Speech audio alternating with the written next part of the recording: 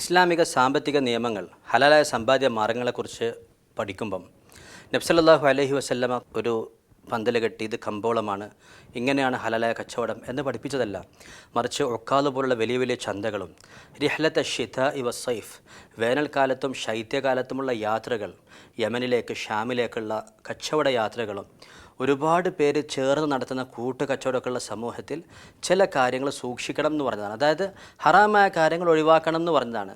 അഥവാ അടിസ്ഥാനപരമായി ഈ ഇടപാടുകളെല്ലാം ഹലാലാണ്, ഹറാമായ കാര്യങ്ങൾ ഒഴിവാക്കിയാൽ മതി.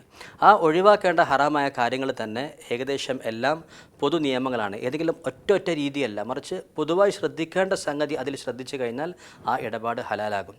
ഉദാഹരണത്തിന് അനിശ്ചിതത്വം പാടില്ല, ബൈഉൽ ഗറർ പാടില്ലെന്ന് പറഞ്ഞു. അപ്പം വാടകയാവട്ടെ, ശമ്പളമാവട്ടെ, മറ്റ് ഇടപാടുകളിൽ ഒരു അഭിപ്രായ വ്യത്യാസം വരാൻ സാധ്യതയുള്ള അടിസ്ഥാന ഘടകങ്ങളിൽ അനിശ്ചിതത്വം പാടില്ല. ഒരാൾ വീട് ക്ലീനാക്കാൻ വിളിക്കുമ്പം വൈകുന്നേരം ഇൻഷാല്ലാ ഞാൻ കൂലി തരാം എന്ന് പറയാതെ 1000 ആണോ 1500 ആണോ 2000 ആണോ എന്നുള്ളത് അറിയണം. പിന്നെ എന്താണ് ചെയ്യേണ്ടതെന്നതിനെ പറ്റി ഒരു ഏകദേശ ധാരണ രണ്ടാൾക്കും ഉണ്ടാകണം. ഇതാണ് അനിശ്ചിതത്വം ഒഴിവാക്കുക എന്ന് പറയുന്നത്.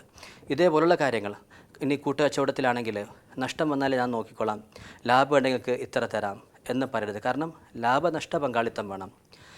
ഇങ്ങനെയുള്ള പൊതുവെ ശ്രദ്ധിക്കേണ്ട സംഗതികളെ മാറ്റി നിർത്തി കഴിഞ്ഞാൽ ബാക്കിയുള്ളതെല്ലാം ഹലാലാണ്. അതായത് കച്ചവടം എന്നത്, ഹലാലായ സമ്പാദ്യ മാർഗം എന്നത് പുതുതായി അവിടെ പരിചയപ്പെടുത്തി കൊടുത്തതല്ല, മറിച്ച് കമ്പോളം, ഇടപാടുകൾ, കൂട്ടുകച്ചവടം, അന്താരാഷ്ട്ര യാത്രകളൊക്കെയുള്ള സമൂഹത്തിൽ സൂക്ഷിക്കേണ്ട ചില പൊതു കാര്യങ്ങളെക്കുറിച്ച് പറഞ്ഞു കൊടുത്തു. അത് സൂക്ഷിച്ചു കഴിഞ്ഞാൽ ബാക്കി സമ്പാദ്യ മാർഗം ഹലാലാണ്.